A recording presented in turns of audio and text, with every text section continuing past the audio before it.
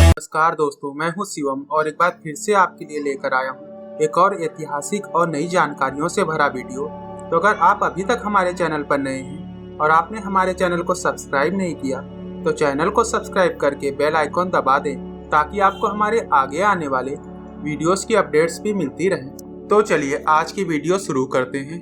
आज की वीडियो में हम उस संगठन की बात करेंगे जिसका उदय 1990 के दशक में हुआ और जो कि हमेशा शरिया कानून के दम पर अफगानिस्तान में शांति और विकास लाने की बात करता था, लेकिन समय के साथ ही यह संगठन अफगानिस्तान की बद से बद हालत के लिए जिम्मेदार हो गया है। तो आज के वीडियो में हम तालिबान के उदय से लेकर अभी तक की घटी सारी घटनाओं पर विस्तार से चर्चा करेंगे। तो पूरी जानकारी के लिए वीडियो के आखिरी तक हमारे साथ बने रहें। तालिबान शब्द का उदय पश्तो भाषा से हुआ है जिसका मतलब होता है विद्यार्थी, लेकिन ये अलग ही प्रकार के छात्र हैं जो कि पूरी दुनिया पर जबरदस्ती अपने कट्टरपंथी इस्लामिक विचारधारा को थोपना चाहते हैं, जो कि लड़कियों की शिक्षा और लोगों के मौलिक अधिकारों के कट्टर विरोधी हैं। तालिबान एक सुन्नी इस्लामिक कट्टरवादी संगठन है और इसकी स्थापना 1994 में अफगानिस्तान के दक्षिण पूर्वी प्रांत कांधार में मोहम्मद ओमार और अब्दुल गनी बरादर ने की थी। उन्होंने अपने शुरुआती दिनों में मदरसों और मस्जिदों में इस्लामिक ग्रंथों का अध्ययन करने वाले छात्रों को अपना निशाना बनाया और उनका ब्रेन वॉश करके उनसे अपना काम निकलवाना शुरू किया और उनके दम पर अफगानिस्तान में आतंक का माहौल खड़ा करके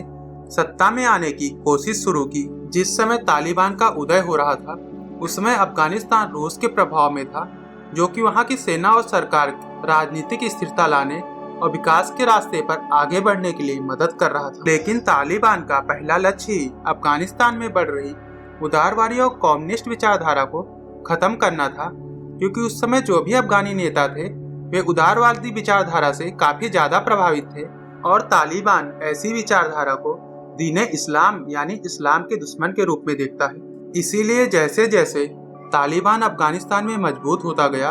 उसने सबसे पहले उन उदारवादी नेताओं को अपना निशाना बनाना शुरू किया और धीरे धीरे तालिबान ने पूरे देश में ऐसे नेताओं की निर्मम हत्या करवा दी और जबरन वहां के लोगों पर अपनी कट्टरवादी इस्लामिक विचारधारा को थोपना शुरू कर दिया। तालिबान एक सुन्नी इस्लाम का प्रचारक है, इसलिए तालिबान को दुनिया के सबसे ताकतवर सुन्नी इस्लामिक देश सऊदी अरब से फंडिंग मिलती थी, जिससे वह अपने हथियार और अपने लड़ाकों पर आने वाले खर्चों को उठाया करता था। जब तालिबान का उदय हो रहा था उस समय अफगानिस्तान में मुजाहिदीनों का काफी ज्यादा आतंक था, जिस कारण अफगानिस्तान में अस्थिरता और भय का माहौल बना हुआ था, जिसका फायदा उठाकर तालिबान ने वहां के पश्तूनों को अपनी तरफ करने के लिए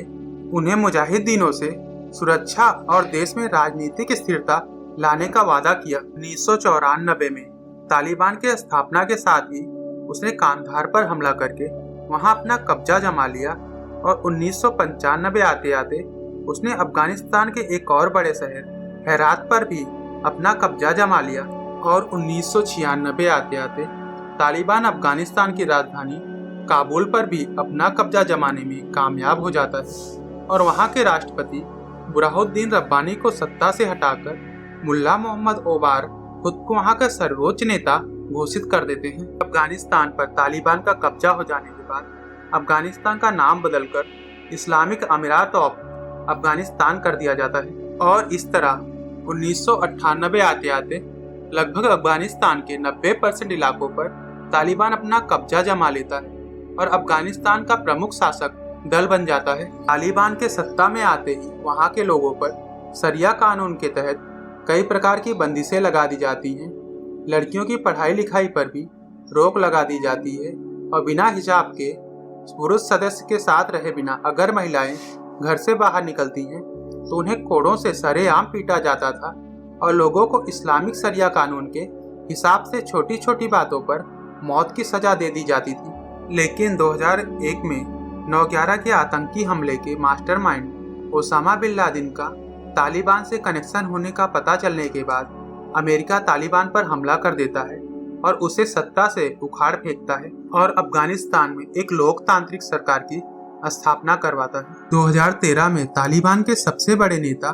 हकीमुल्लाह मसूद की अमेरिका के ड्रोन हमले में मौत हो जाती है, जिसके बाद 2015 में मुल्ला मंसूर को तालिबान के नए नेता के रूप में चुना जाता है। लेकिन 2016 में ही उनकी भी एक अमेरिकी ड्रोन हमले में मौत हो जाती है। इसके बाद हिबातुल्लाह को तालिबान का नया मुखिया बनाया जाता है। लेकिन इस तरह 2001 से लेकर 2021 तक इन 20 सालों में लगभग 61 लाख करोड़ खर्च करके और 2300 से ज़्यादा अमेरिकी सैनिकों और 64,000 से ज़्यादा अफगानी सैनिकों और पुलिस वालों की जान गंवाने के बाद 2021 में जैसे ही अमेरिका ने अफगानिस्तान छोड़ने का फैसला किया और उसके कुछ ही समय में तालिबान फिर से अफगानिस्तान की सत्ता पर कायम हो जाता है और हथियारों के दम पर अफगानिस्तान की लोकतांत्रिक सरकार को उखाड़ फेंकता है और अफगानिस्तान के तत्कालीन राष्ट्रपति को देश छोड़कर भागने पर मजबूर कर देता है। आज जहां दुनिया के ज्यादातर देश तालिबान के अत्याचारों के कारण तालिबान की सत्ता के खिलाफ खड़े हैं, वहीं पाकिस्तान और चीन विश्व मंच पर अपने कुछ फायदों और भारत को अफगानिस्तान में कमजोर करने के लिए आज खुलकर तालिबान का साथ दे रहे हैं। पर उन्हें शायद ये नहीं पता कि वह खुद जिस बारूद के साथ दोस्ती कर रहे हैं वह खुद उनके हाथ भी जला सकती है। तो आइए अब बात करते हैं कि तालिबान ने किन किन बड़े आतंकी कारनामों को अंजाम दिया है, जिसमें कि पहले नंबर पर आता है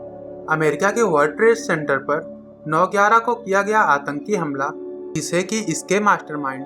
ओसामा बिन लादेन ने तालिबान की मदद से अंजाम दिया था। इसमें दूसरे नंबर पर आता है कांधार प्लेन हाईजैक, जिसमें कि भारत की इंडियन एयरलाइंस की फ्लाइट नंबर 814 को आतंकवादियों ने हाईजैक करके अफगानिस्तान के कांधार ले जाते हैं और फिर उन्होंने लोगों की जान के बदले में भारत की जेल में बंद आतंकी सरगनाओं को आज़ाद कराने की मांग रखी थी। तालिबान का तीसरा बड़ा कांड था बैटल ऑफ वॉर्नट, जब 13 जुलाई 2008 को लगभग 200 तालिबानी हमलावरों ने यूएस मिलिट्री कैंप पर हमला कर दिया था,